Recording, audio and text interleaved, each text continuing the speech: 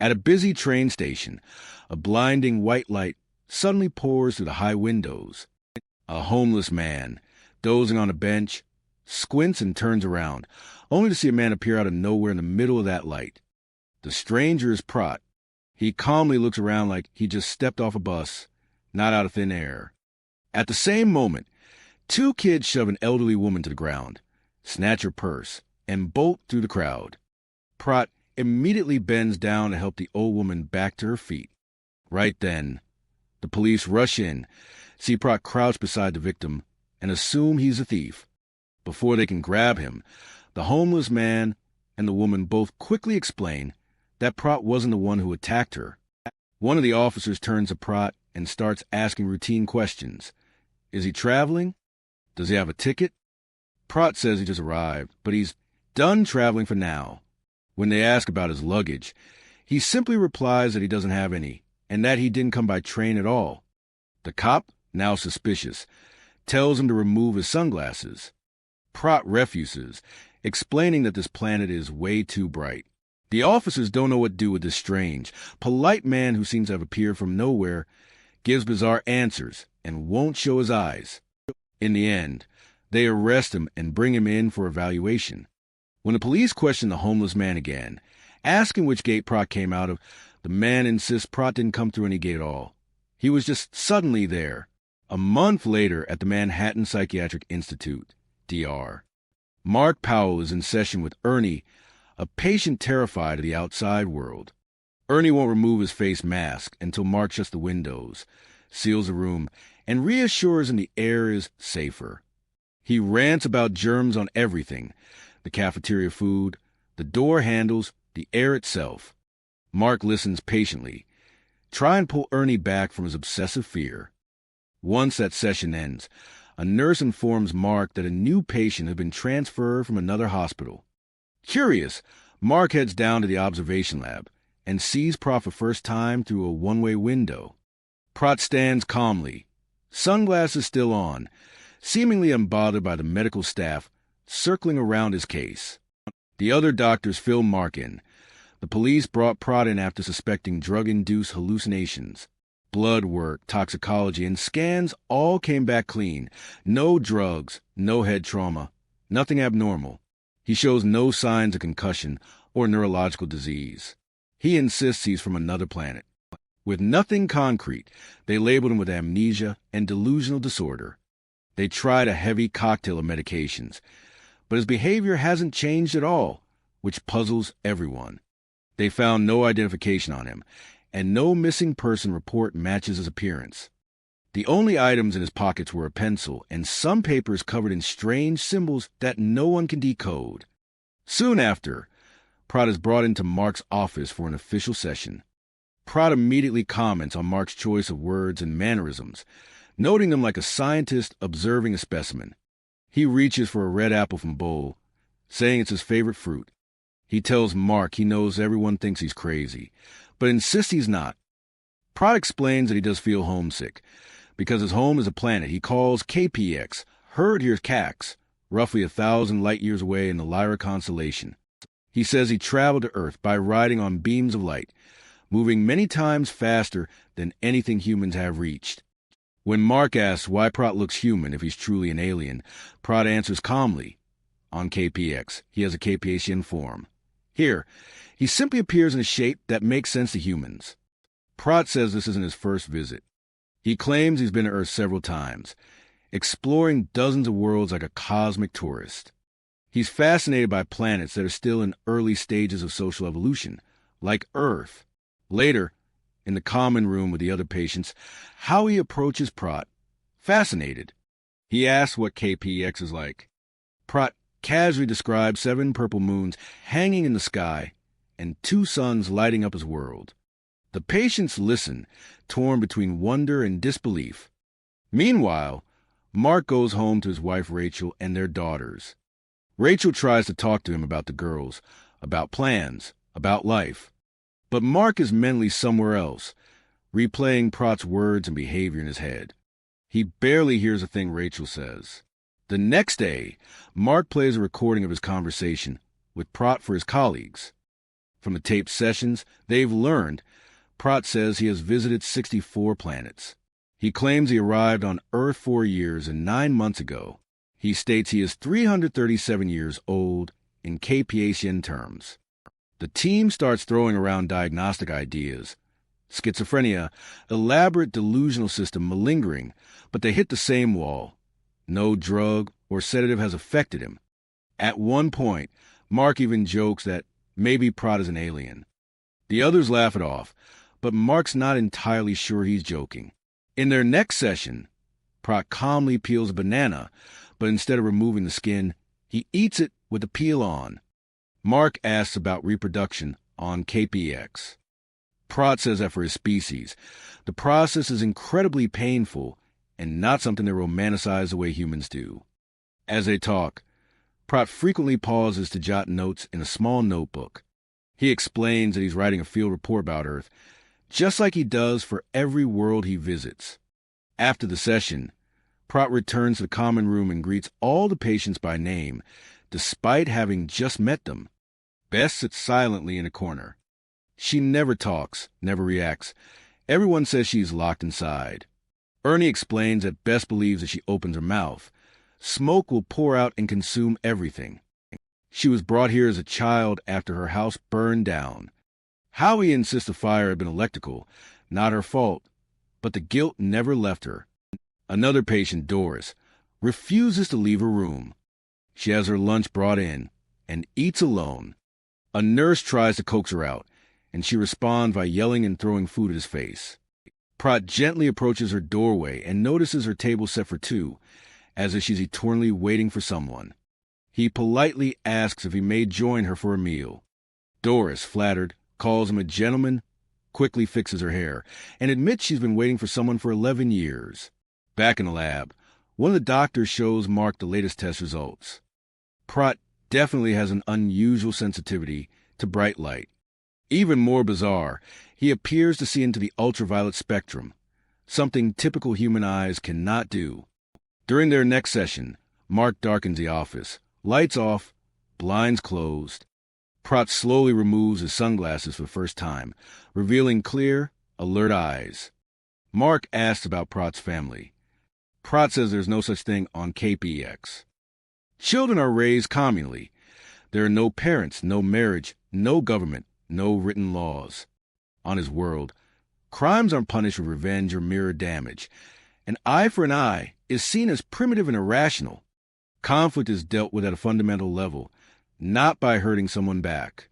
At a family get-together, Mark corners his brother-in-law, Steve, who happens to be an astronomer. Mark asks Steve to give him the toughest, most advanced astrophysics questions he can think of, questions so specific and obscure that only a genuine expert could answer them. Steve agrees, assuming this is about disproving Prot's alien story. Sometime later, a nurse alerts Mark to something odd. Howie has been standing at the window, completely still, for hours. When Mark comes to check, Howie explains that Prot gave him a mission. He told Howie that finding the bluebird of happiness is the first of 3 tasks he must complete to be cured. So Howie has been staring outside, searching the sky and trees for that bluebird. Mark glances out the window and is stunned by what he sees below. Prot is outside in the garden, calmly talking to Ernie, who is actually standing on the grass, outside the building without a mask, without panicking. Mark rushes out and confronts Prot, furious that he's interfering with patients' treatment. He reminds Prot that Mark is a doctor and Prot is a patient. Prot asks him, bluntly, why Mark hasn't managed to heal any of them yet. Then he casually hands Mark a stack of papers, the answers to all the astronomy questions Steve prepared. Later, when Steve looks over the answers, he's floored. Prot accurately describes gravitational behavior, orbital calculations, and star data that a casual stargazer could never know, including information that matches current astrophysical theories, and some that even suggest solutions to unsolved problems. Steve calls Mark in disbelief. He hasn't heard of any missing astrophysicists who resemble Prot. None of it makes sense. Over the next few days, Mark becomes consumed by Prot's case. He pores over notes at home, ignores his family's attempt to connect, and sleeps less and less. Prot's contradictions, delusional on the surface, impossible to medically disprove, drive him crazy. One evening, Mark arranges for Prot to visit a real observatory. The scientists there pepper Prot with technical questions. How exactly does he travel through light? What kind of vessel does he use? What are the specific properties of K-PAX's star system? Prot answers some of it playfully. When they ask him to demonstrate light travel, he just blinks and says he's already gone and come back. The astronomers roll their eyes, unimpressed. Then Prot walks over to a star chart and starts marking it up with their own equipment. He sketches a position of several star systems, notes orbital paths, and writes down a series of equations on their whiteboard. Those equations directly address cosmic puzzles they've been debating for years. Some of Prot's solutions line up with certain advanced theories. Others propose elegant answers nobody in the room has considered. The astronomers stare in stunned silence. None of them have the faintest idea how a psychiatric patient could do this off the top of his head. Back at the Institute, Howie finally spots an actual bluebird outside and shouts in excitement. He runs around the hallways calling everyone over, patients, nurses, doctors. Soon, a crowd gathers at the window, smiling and pointing. Even Doris, who hasn't left her room in over a decade, timidly steps out just to see the bird. In the evening, Bess approaches Prot in the hallway and quietly tells him that he is the bluebird of happiness. Later, a patient named S, once a doorman at a prestigious hotel, begs Prot to teach him how to travel by light so he can leave Earth. S explains that after 15 years of working at the hotel, he began to smell something rotten everywhere. Inside the lobby, outside on the street, even on people. No one else could smell it. Eventually, they send him here, and he's been at the Institute for 10 years since. Prot, S says, is the only person who doesn't stink. Prot talks about the pure, clean sense on his planet, which makes S desperate to go there. Prot replies that he can only take one person with him when he returns. Word spreads fast. Soon, nearly every patient believes they might be the one Prot chooses to take to K-PAX. Prot calmly repeats that he can take only one. He also announces a firm departure date and time, July 27th at 5:51. He says it's for safety reasons, but doesn't elaborate. That night, Mark wakes up in a cold sweat, a thought clicking into place. He rushes to his office, ignoring Rachel's protests, and rewinds Prot's recordings. Prot said he arrived on Earth 4 years, 9 months, and 3 days before the day of their first session. Mark grabs a calendar and does the math. The span between Prot's claimed arrival date and his announced departure date lands exactly on 5 years. Something significant must have happened to him on July 27th. Rachel walks in, annoyed to find him at work in the middle of the night, and storms out when he barely responds. On the 4th of July, Mark's family hold another gathering, and this time Mark invites Prot. Prot instantly wins over the family's dog, an animal that apparently dislikes everyone else. He kneels down, listens to the dog talk, and translates to the kids, telling them what the dog likes and hates. The children are delighted and promise to treat her better. At lunch, Mark's relatives serve a special vegetarian dish just for Prot, since he refuses to eat meat. Prot studies some family photos and notices a picture of a boy missing from all the recent gatherings. He learns this is Mark's son from his first marriage, a son who doesn't speak to Mark anymore. Prot mentions to Rachel that there are no families where he comes from. Rachel sadly tells him he's missing something important, even if he doesn't realize it. Later, while Prot pushes one of the girls on a swing in the yard, the other kids switch on the garden sprinklers. The sudden hiss and spray of water make Prot freeze. His entire body tenses, his eyes go distant, and he starts to panic. One of the little girls tries to pull him toward the sprinklers to play, and Prot yanks her back sharply, telling her they must not go into the water. The adults rush in, thinking Prot has snapped and might hurt someone. Several of the men physically tackle him to restrain him, while Rachel drags her daughter away. A nurse prepares a sedative, but as soon as someone shuts off the sprinklers, Prot abruptly calms down, muttering something about apple pie before walking back to the table as if nothing happened. The next day, Mark has to justify this entire incident to his boss. He insists Prot is not dangerous, that what happened was a trauma response triggered by the sprinklers, not aggression. Mark proposes a risky approach, regression hypnosis.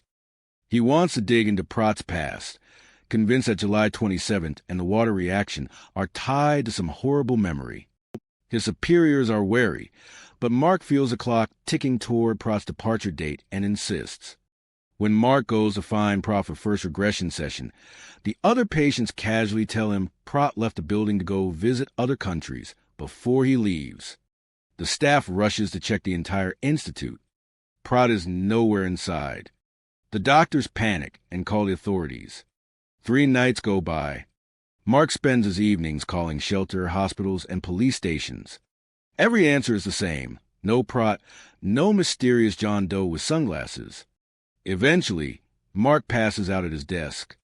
The next morning, he looks out his window and sees Prot calmly lounging in a tree branch just outside, like he'd never left. Prot says he traveled around the world for a few days, seeing different places while he still had time. He reminds Mark that he'd told everyone he'd be leaving soon. When Mark brings up hypnosis, Prot initially refuses. Mark warns him that if he doesn't cooperate, the administration will drown him in sedatives and lock him away. Prot reluctantly agrees. Under controlled conditions, with the other doctors watching through the observation window, Mark hypnotizes Prot and guides him back through his memories. Prot describes himself at a funeral for his best friend's father, but he can't or won't remember the man's name. The father had been injured at a slaughterhouse and died afterward. Prot refuses to say where this happened. His heartbeat and blood pressure spike. Sensing distress, Mark shifts the focus, asking Prot to move to another memory. Prot recalls nights spent stargazing with that same friend, using the father's telescope. Even under hypnosis, Prot insists he is not human, that he is still an alien visitor. He says his friend isn't doing well, and that's why Prot came back to Earth. Seeing Prot becoming extremely agitated, Mark ends a session and brings him out of the trance. Prot is confused, believing the hypnosis hasn't even started. Afterward, Mark asks his secretary to start a detailed search. Slaughterhouses in rural areas near rivers with clear night skies, places where a telescope will be useful and stars will be clearly visible. Meanwhile, the patients have started fighting over who gets to go with Prot to K-PAX. To keep things fair, Howie suggests everyone write an essay explaining why they deserve to be chosen. Prot agrees to read all of them. Later, Prot consents to a second hypnosis session. This time, Mark guides him to the mid-1980s. Prot believes he's standing beside his best friend again, but refuses to reveal the friend's name. So Mark decides to call the friend Pete. In this memory, Pete is 17, frightened about his future. His girlfriend Sarah is pregnant, and Pete is terrified of the responsibility. Prot, still insisting he's centuries old, is just visiting as an alien observer. Mark moves him forward in time. In 1991, Prot returns and sees Pete working at a slaughterhouse, now married to Sarah. In the middle of all this, Mark is suddenly called away to the infirmary. Howie has tried to choke Ernie in his sleep. Mark rushes there expecting the worst, but Ernie is actually smiling. He explains as Howie strangled him. Ernie's breathing stopped, and he briefly slipped into darkness. Panicking, Howie immediately dragged him to the infirmary, where staff revived him. Ernie realized something important during that experience. Death isn't something he can fully control or prevent. It will come when it comes, and wasting his life in fear is pointless. Now, he feels freed and is ready to do things he never dared before, like eating fish with bones. Mark then checks on Howie, who proudly says he's cured Ernie. He explains it was the second of 3 tasks Prot gave him. He believes he only needs one more task before he's healed too. The next day, Mark hypnotizes Prot again and specifically mentions July 27th, 1996. Prot says he's on K-PAX at that time, but senses something terribly wrong with Pete. He immediately travels back to Earth. He finds Pete at a river, about to jump in, and end his own life after some unspeakable tragedy. Prot refuses to describe what happened in detail. As Mark pushes for answers, Prot's vital signs skyrocket. The other doctors signal to stop, but Mark doesn't want to lose his thread. Suddenly, Prot shoves Mark away and collapses, sobbing uncontrollably. He falls to his knees, overwhelmed by grief. Nurses rush in with sedatives, but Mark stops him and gently wakes Prot from the trance. Prot has no idea what he just revealed. Some of Prot's items spill out during the chaos. Mark quietly picks up the pencil and scraps of paper and pockets them. On his way home that night, Mark notices the pencil has a word and a number carved into it. 5005 Salva. He finds a payphone and starts calling around. He learns that 5005 is the area code for a region in New Mexico. Salva soon clicks into place as Salvation Army. Back at the office, Mark combines this with his secretary's research on slaughterhouses near rivers. One small county keeps popping up, Guadalupe County. Digging into local records for July 27, 1996, they find a story. A local man named Robert Porter drowned himself in a nearby river. His body was never recovered. Mark immediately flies to Guadalupe County and meets with the local sheriff. The sheriff remembers Robert clearly. Smart, kind, quiet. He lived on a small property outside town with his wife and young daughter. The sheriff takes Mark to the old Porter home and explains what happened. A criminal had broken into the house, assaulted Robert's wife, and murdered both her and the little girl. When Robert came home and found them dead, he snapped and killed the attacker with his bare hands, snapping the man's neck. Standing in the yard, Mark sees a swing set and lawn sprinklers, almost identical to his own home. He imagines Robert washing blood from his hands under those sprinklers at night. Finally, the sheriff leads Mark to the riverbank where they found Robert's clothes neatly folded on the shore. They believe he jumped in and took his own life, but they never found the body. Back in New York, July 27th finally arrives. The patients throw a small farewell party for Prot. They collect all the essays, joke nervously about who'll be chosen, and share snacks under the dim lights. Mark invites Prot to his office for a last drink. Prot says that nobody on K-PAX will miss him, but he senses that on Earth, strangely, he will be missed. He urges Mark to call his estranged son and fix their relationship while there's still time. Mark then silently slides a high school yearbook across the desk. On one page is a photo of Robert Porter, a young man who looks exactly like Prot. Mark tells Prot they're the same person. Prot denies it, insisting he is still an alien occupying a borrowed human form. He asks Mark to take care of Robert after he leaves. Prot returns to the party. S asks him directly who he's picked to take with him. Prot smiles and says that whoever goes to bed early will earn extra points. Instantly, all the patients scramble off to their rooms, laughing and pushing each other down the hall. On her way out, Bess drops her crumpled essay on the table and keeps walking. Howie stays behind just long enough to ask what his final task is. Prot tells him, "Stay here and be ready for anything." Howie hands over the stack of essays and goes to bed. Prot quietly adds Bess's abandoned paper onto the pile. Later, Rachel visits Mark in his office with homemade food. Mark finally softens, thanking her and trying at last to be present with her. In the middle of the night, strange lights flicker high over the city. A few hours later, Mark wakes with a jolt and glances at the clock. It's nearly 5:51 a.m. He races down the stairs. Sunlight is just beginning to glow on the horizon. Prot had picked sunrise as his departure time. In Prot's room, the nurse on duty sees movement and steps toward the door. At that exact time, the security cameras cut out. By the time Mark reaches the room and bursts inside, Prot is nowhere in sight. A moment later, Mark notices a body under the bed. They pull him out. It's Robert's body, unconscious but alive. Prot, however, is gone. The nurses strap the limp man on a stretcher and wheel him out. The other patients gather in the hall, confused. To them, this doesn't look like Prot anymore. This looks like a stranger. Ernie quietly says that Prot has left. Suddenly, someone points out that Bess is missing. They rush to her room and find it empty. On the bed lies her essay. Howie reads aloud. On the final page, she writes, "I have no home.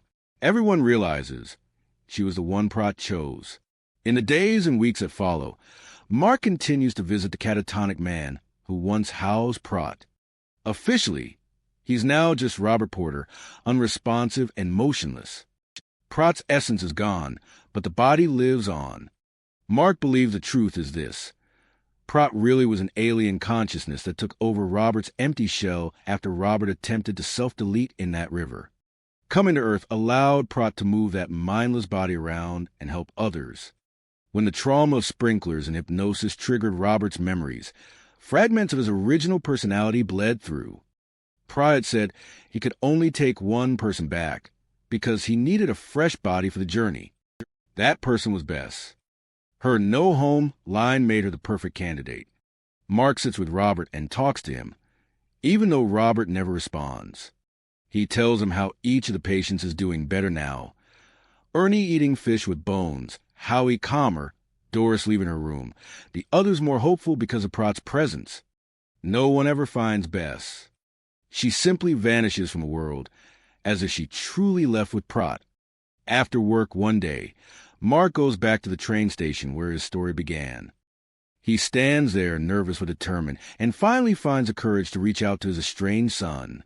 Prot may have come and gone, but the lives he touched, including Mark's, are changed for good. Make sure to subscribe and turn on notifications so you can watch more videos like this. Thanks for watching.